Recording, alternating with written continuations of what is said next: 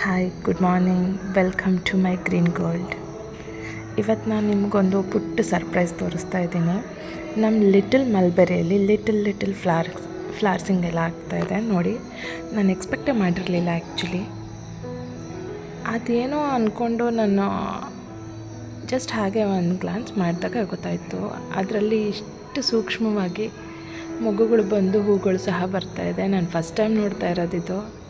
ಇಷ್ಟು ಪುಟ್ಟು ಪ್ಲ್ಯಾಂಟಿಗೆ ಪುಟ್ಟದಾಗಿ ಮೊಗ್ಗುಗಳು ಬಂದಿದೆ. ಎಷ್ಟು ಚೆನ್ನಾಗಿದೆ ಅಲ್ವಾ, ಎಷ್ಟು ಕ್ಯೂಟಾಗಿದೆ ನೋಡಲಿಕ್ಕೆ. ಅದಕ್ಕೆ ಮಲ್ಬೆರಿ ಫ್ಲವರ್ಸ್ ಹೇಗಿರುತ್ತೆ ಅಂತ ಹೇಳಿ ನೋಡ್ದಂಗೂ ಆಗುತ್ತೆ ಅಂತ ಹೇಳಿ ನಿಮಗೆ ಈ ವಿಡಿಯೋ ಮಾಡ್ತಾಯಿದ್ದೀನಿ. ಹಾಗೆ ಒಂದು ಕ್ವಿಕ್ಕಾಗಿ ಒಂದು ಪುಟ್ಟದ ಹಾರ್ವೆಸ್ಟ್ ಮಾಡಿಬಿಡೋಣ ಅಂತ ಹೇಳಿ ಮೇಲ್ಗಡೆ ಬಂದಿದ್ದೀವಿ. ಕಂಟಿನ್ಯೂಸ್ ಆಗಿ ಮಳೆ ಬರ್ತಾ ಇರೋದ್ರಿಂದ ಸ್ವಲ್ಪ ಮೇಂಟೆನೆನ್ಸ್ ಮಾಡ್ತಾ ಇಲ್ಲ ಟೆರೆಸ್ನ.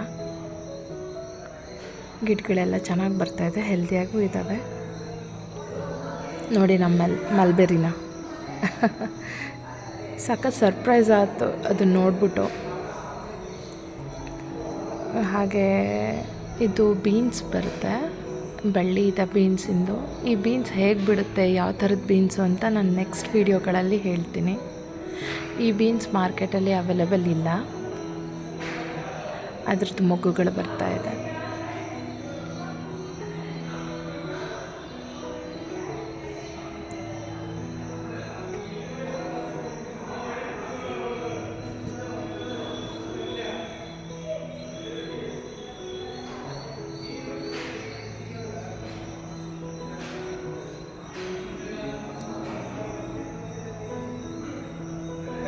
ಹಾಗೆ ಸೌತೆಕಾಯಿ ಬಳ್ಳಿ, ಸುಮಾರು ಫ್ಲವರ್ಸ್ ಬರ್ತಾಯಿದೆ. ಫೀಮೇಲ್ ಫ್ಲವರ್ ಇನ್ನೂ ಆಗಿಲ್ಲ, ಎಲ್ಲ ಮೇಲ್ ಫ್ಲವರ್ಸ್. ಇದು ನೋಡಿ ಎಷ್ಟು ಹೆಲ್ದಿಯಾಗಿದೆ.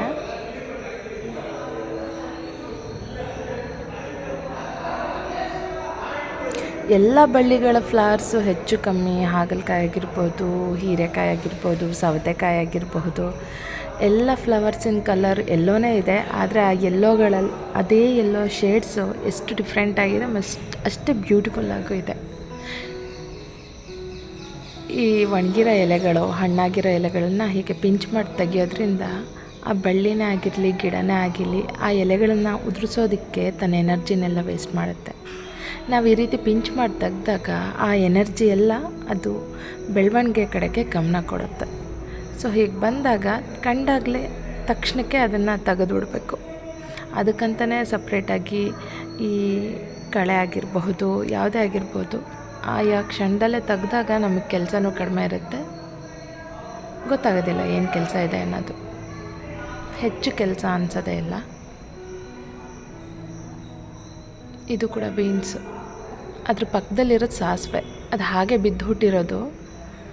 ಕೊತ್ತಂಬರಿ ಹಾಕಿದಾಗ ಆ ಬೀಜಗಳಲ್ಲಿ ಅದು ಬಂದುಬಿಟ್ಟಿದೆ. ನನಗೆ ಗೊತ್ತಿರಲಿಲ್ಲ ಅದೇನು ಅಂತ. ಸ್ವಲ್ಪ ದಿನ ವೆಯ್ಟ್ ಮಾಡೋಣ ಅಂತ ಬಿಟ್ವಿ. ಸೊ ಹಾಗಾಗಿ ಇವಾಗ ಗೊತ್ತಾಯಿತು ಅದು ಸಾಸಿವೆದು ಅಂಥೇಳಿ. ಹೀರೆಕಾಯಿ ಒಂದೇ ಒಂದು ಬಿಟ್ಟಿದೆ, ಒಂದು ಚಿಕ್ಕದಿದೆ, ಇನ್ನೊಂದು ಇದು ಚಿಕ್ಕಕ್ಕಿದೆ, ಇನ್ನೊಂದು ದೊಡ್ಡ. ಇದು ಚೆನ್ನಾಗಿದೆ, ಹಾರ್ವೆಸ್ಟಿಗೆ ಬಂದಿದೆ, ತಗೊಂಡಿದ್ದೀವಿ ಇವಾಗ.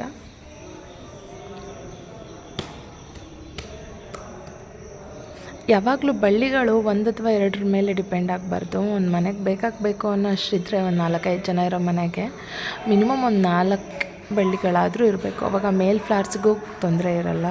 ಇನ್ ಕೇಸ್ ಹ್ಯಾಂಡ್ ಪಾಲಿನೇಷನ್ ಮಾಡಬೇಕು ಅನ್ನೋ ಅವಶ್ಯಕತೆ ಇದ್ದಲ್ಲಿ ಮೇಲ್ ಫ್ಲವರ್ಸ್ ಕೂಡ ಸಿಗುತ್ತೆ. ಹನಿ ಬೀಸ್ ಎಲ್ಲ ಬಂದು ಹೋಗೋದ್ರಿಂದ ಪಾಲಿನೇಷನ್ಗೆ ಏನೂ ಪ್ರಾಬ್ಲಮ್ ಇರೋಲ್ಲ. ನನಗೆ ಮಾತ್ರ ಇದು ಯಾವುದು ನಾನು ಪಾಲಿನೇಟ್ ಮಾಡಿಲ್ಲ, ನ್ಯಾಚುರಲ್ ಆಗಿ ಆಗಿರೋದು. ಮೀನ್ಸ್ ಹನಿ ಬೀಸಿಂದ ಪಾಲಿನೇಟ್ ಆಗಿರೋದು ಅದು ಫ್ಲವರು. ಹಾಗೆ ಸ್ವಲ್ಪ ಬೆಂಡೆಕಾಯಿ ಇದೆ, ಆ ಬೆಂಡೆನ ತೆಗಿತಾ ಇದ್ದೀವಿ. ನನಗೆ ಎಲ್ಲಿ ಜಾಗ ಇರುತ್ತೋ ಅಲ್ಲಲ್ಲೇ ಹಾಕಿದ್ದೀನಿ. ಹಾಗಾಗಿ ಸ್ವಲ್ಪ ಅಲ್ಲಿ ಅಡ್ಡಾಡಬೇಕಾಗತ್ತೆ ಬೆಂಡೆ ಹಾರ್ವೆಸ್ಟ್ ಮಾಡಬೇಕು ಅಂತಂದರೆ.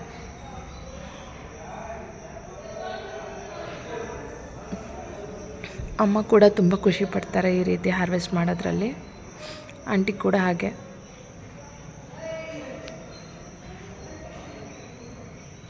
ಇಬ್ಬರು ಸಖತ್ ಖುಷಿಯಾಗಿರ್ತಾರೆ ಪ್ರತಿ ಸಲ ಹಾರ್ವೆಸ್ಟಿಗೆ ಬಂದಾಗ.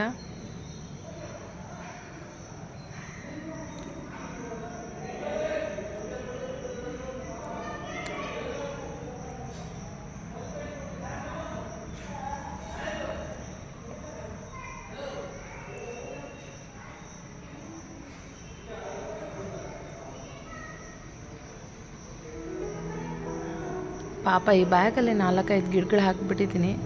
3 ಹಾಕಿದರೆ ಚೆನ್ನಾಗಿ ಜಾಗ ಆಗುತ್ತೆ. ಆದರೂ ಎಲ್ಲ ಕಾಯಿ ಕೊಡ್ತಾ ಇದೆ, ಅದು ಪರವಾಗಿಲ್ಲ.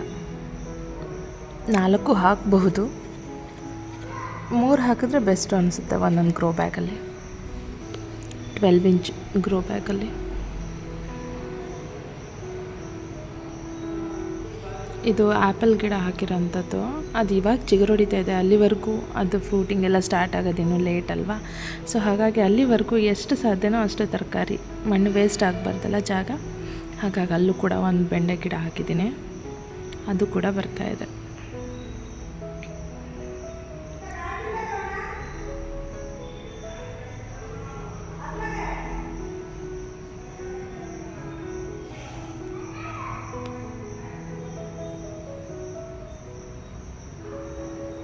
ಇದರಲ್ಲಿ ತುಂಬ ಚೆನ್ನಾಗಿ ಬಂದಿದೆ. ಇದರಲ್ಲೂ ಕೂಡ ಒಂದು 4-5 ಇದೆ ಬೆಂಡೆ ಗಿಡ.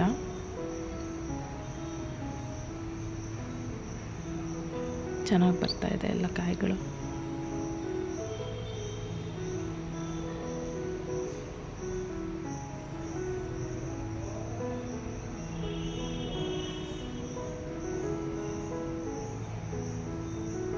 ಇಷ್ಟು ಲೆಂತಿಯಾಗಿತ್ತು ಅಂದ್ರೂ ಅದು ಯಾವುದು ಕೂಡ ಬಲ್ತಿಲ್ಲ ಗಿಡಗಳದಲ್ಲಿ.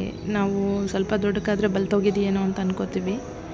ಲಾಸ್ಟ್ ಟೈಮ್ ಹಾರ್ವೆಸ್ಟ್ ಮಾಡಿದಾಗ ನಾನು ನೋಡಿದೆ ಅದು ಬಲ್ತಿರಲಿಲ್ಲ. ಸೊ ಇಷ್ಟು ಉದ್ದ ಆಗೋವರೆಗೂ ಬಿಡಬಹುದು ಅಂತ ಹೇಳಿ ಈ ಸಲ ಸ್ವಲ್ಪ ಮ್ಯಾಕ್ಸಿಮಮ್ ಬಿಟ್ಟಿದ್ವಿ.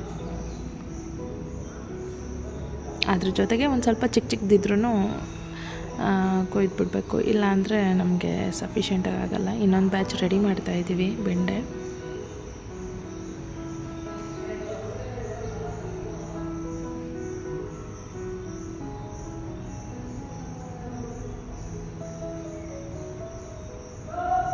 ನೋಡಿ ಎಷ್ಟು ಚೆನ್ನಾಗಿ ಬಂದಿದೆ, ಎಷ್ಟು ಹೆಲ್ದಿಯಾಗಿದೆ. ಯಾವ ಮಿಲಿಬಗ್ಸ್ ಕೂಡ ಇಲ್ಲ. 90% ಎಲ್ಲ ಕಂಟ್ರೋಲಿಗೆ ಬಂದಿದೆ. ಆದ್ರೂ ಪ್ರತಿ ಸಲ ಅಬ್ಸರ್ವ್ ಮಾಡ್ತಾ ಇರಬೇಕು. ಸ್ಟಾರ್ಟಿಂಗಲ್ಲೇ ನಾವು ಏನಾದರೂ ಆ್ಯಕ್ಷನ್ ತೊಗೊಂಡ್ರೆ ಎಲ್ಲ ಬೇಗನೆ ಕಂಟ್ರೋಲಿಗೆ ಬಂದುಬಿಡುತ್ತೆ ಎಲ್ಲದು.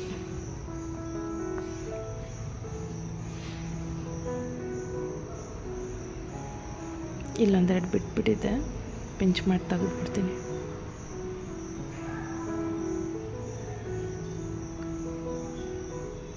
ಸ್ವಲ್ಪ ಮಣ್ಣಿಗೆ ಸೂರ್ಯನ ಬಿಸಿಲು ಬಿದ್ದರೂ ಕೂಡ ಸುಮಾರು ಕೀಟಗಳು ಕಂಟ್ರೋಲಿಗೆ ಬಂದುಬಿಡುತ್ತೆ. ನೋಡಿ ಸಬ್ಬಸಿಗೆ ಎಷ್ಟು ಚೆನ್ನಾಗಿ ಬಂದಿದೆ, ಎಷ್ಟು ಹೆಲ್ದಿಯಾಗಿದೆ. ಬ್ರೋಕೊಲಿ ಇದೆ ಪಕ್ಕದಲ್ಲಿ, ಇದು ಜವಳೆ ಮತ್ತು ಸಬ್ಬಸಿಗೆ ಇದೆ. ಅಲ್ಲಲ್ಲೇ ಸ್ವಲ್ಪ ಸಬ್ಬಸಿಗೆ ಹಾಕಿದ್ದೀನಿ ಎಲ್ಲ ಟಬ್ಗಳಲ್ಲೂ. ತೆಗಿತಾ ಇದ್ದಾರೆ. ಇಲ್ಲೇ ಒಂದು ಕಟ್ನಷ್ಟು ತೊಗೊಂಡ್ಬಿಟ್ರು ಅವರು.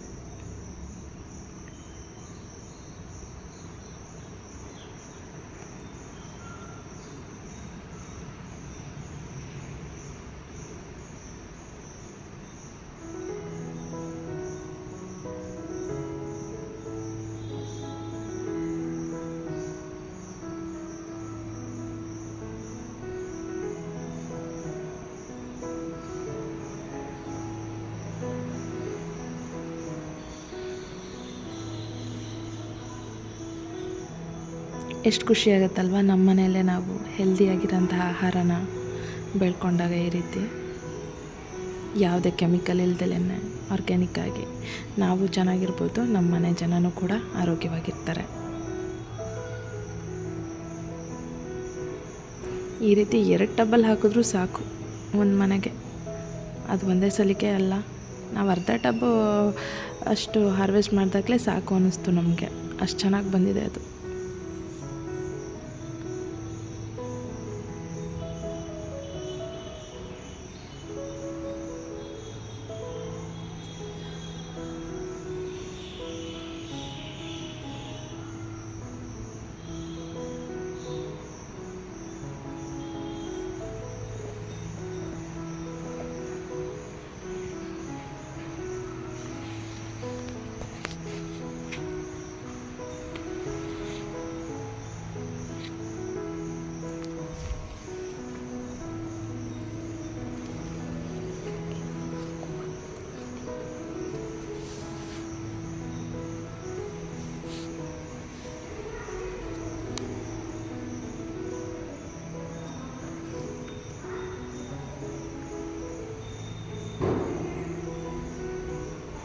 ಆ ಜವಳೆಕಾಯಿ ಗಿಡಗಳಿದೆ ಮಧ್ಯಕ್ಕೆ, ಅದನ್ನು ಬಿಟ್ಬಿಟ್ಟು ತೆಗಿತಾ ಇದ್ದಾರೆ.